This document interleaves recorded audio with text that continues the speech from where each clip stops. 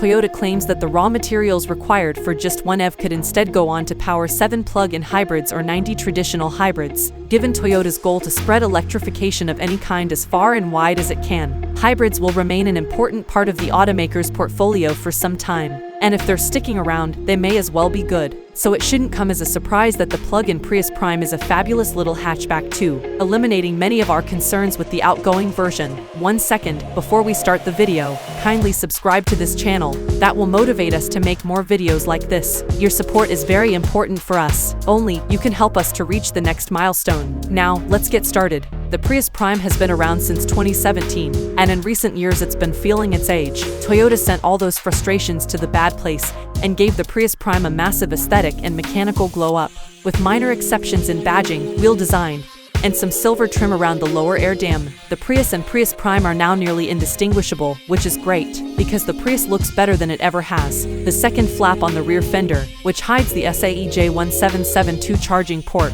is an easy way to tell the two apart. But it's the upgraded mechanicals that are truly transformative. The Atkinson Cycle 4-cylinder grows from 1.8 to 2.0 liters, boosting output from a sad 95 horsepower and 105 pound-feet of torque to a more respectable 150 horsepower and 139 pound-feet. The engine works in conjunction with a 161 horsepower permanent magnet AC electric motor driving the front wheels. A second motor is integrated into the Prime's planetary gear set for a net output of 220 horsepower, a huge leap over the 2022 model's 121 horsepower rating. The 2023 Prius Prime XSE reached 60 miles per hour in just 6.5 seconds in hybrid mode. Not only does that beat Toyota's estimates by a tenth, it represents a massive improvement over the outgoing model, which required 10.3 seconds for the same feat. If you feel like racing your Prius Prime for pink slips, it'll cruise through the quarter mile in 15.1 seconds at 94 miles per hour. When it's time to jam on the clampers, the Prime will come to a halt from 70 miles per hour in 179 feet with little fade over repeated attempts. Toyota also addressed range concerns by growing the Prime's usable lithium-ion battery capacity from a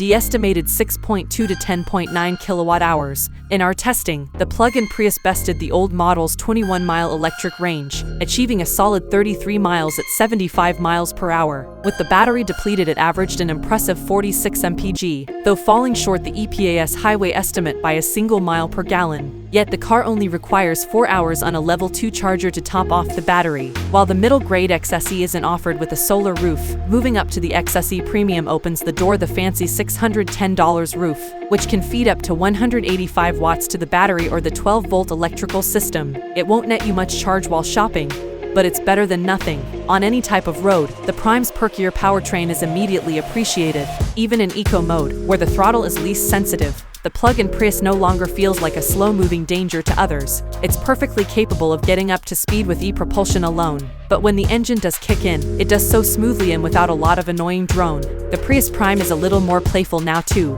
thanks to a stiffer TNGAC chassis and the fact that all this newfound power is only pushing an extra 96 pounds around. But the suspension tuning remains on the softer side, soaking up road inconsistencies without sending much jostling into the cabin. Still, it handled pretty well for a Prius in our testing, achieving 0.84 grams on the skid pad. The Prime's shape leads to good visibility in all directions, but the cabin does suffer from some ergonomic issues. Headroom isn't as cramped as it is in the Crown, but a 6-foot-tall driver may feel their hair rustle against the headliner. Things are more dire in the back row, where there's ample legroom, but even less headroom. The center console is tall, but there's surprisingly little storage space under the center armrest. The dashboard protrudes into the passenger's space, making it easy to smack a knee against the plastic if you aren't careful. The Prius Prime may also be the first vehicle to offer a standard heated steering wheel with optional heated seats. All 3 trims get a free hand warmer, but balmy butts are reserved for XSE and XSE Premium buyers. It's yet another instance of Toyota being weird with heat-related packaging. The 2023 RAV4 Woodland Edition can't be had with heated seats, but at least base model consumers still get something this time around.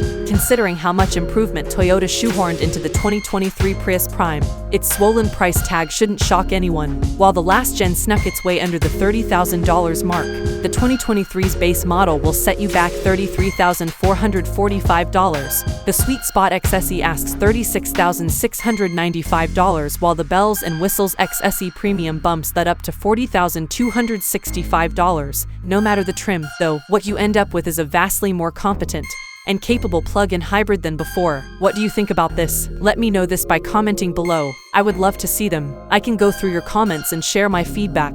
Thanks for watching this video completely. Kindly subscribe to this channel and hit the like button. Thanks again. Have a great day.